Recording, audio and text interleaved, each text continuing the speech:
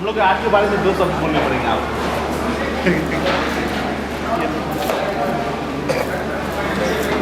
दोस्तों, आप लोगों के साथ मिल करके मुझे बहुत अच्छा लग रहा है, बहुत खुशी हुई, क्योंकि मैं उम्र से तो खैर बूढ़ा होने को चला हूँ, लेकिन कला के क्षेत्र में मैं भी नितांत नया हूँ।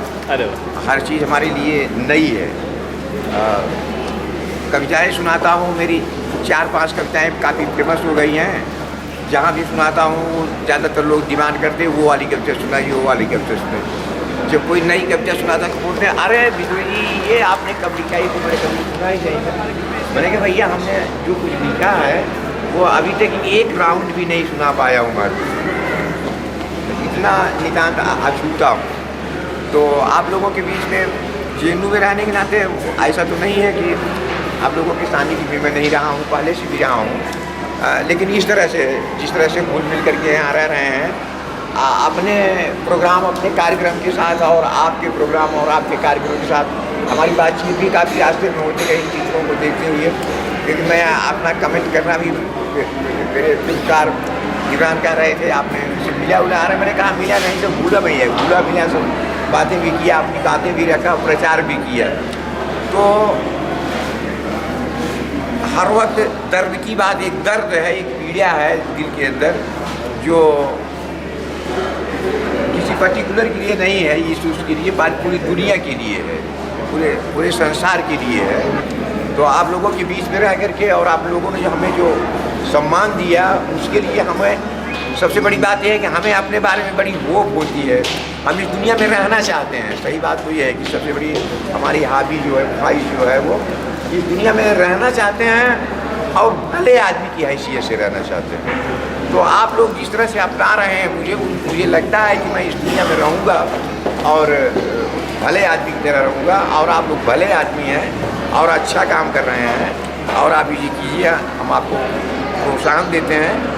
मगर ये मेहनत का काम है, इसे प्रोजेक्ट की तरह लीजिए। तब तक आप जिन चीज़ों को, आर्ट को लोगन कभी तक खेल कर जाने हो, ये खेल करना जैसे नहीं होता है।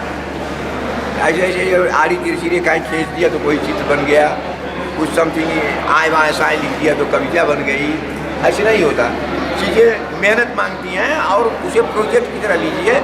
2 लाइन मैं आप लोगों के लिए और सबके लिए जो अक्सर मैं बोलता रहता हूँ वो बोल रहा हूँ कि दिन भर पढ़ना है, रात भर लिखना है, जिंदगी क्या है, परियोजना है। लाइफ को परियोजना की तरह लीजिए, हैंगअप की तरह लेने में हम विश्वास नहीं करते कि उसका कोई डरा ही नहीं है, उसका कोई विश्वास ही नहीं है। लाइफ बहुत सुनिश्चित है काफ़ी दूर तक, क्योंकि वो एक परंपरा में हमको मिली हुई है, हमारे एंसेस्टर्स रहे, हमारा इतिहास रहा है, भूगोल रहा है हम लोगों का। तो वो इतिहास और भूगोल भी तो कुछ बताता है। इसलिए लाइफ को हम चाहते हैं कि हम उसी तरह से लाइफ को लेते हैं।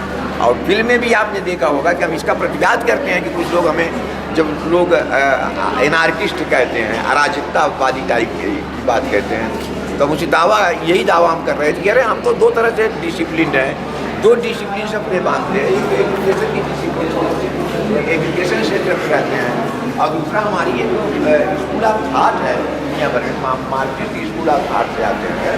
तो ऐसा आदमी एनार्किस्ट कैसे हो सकता है?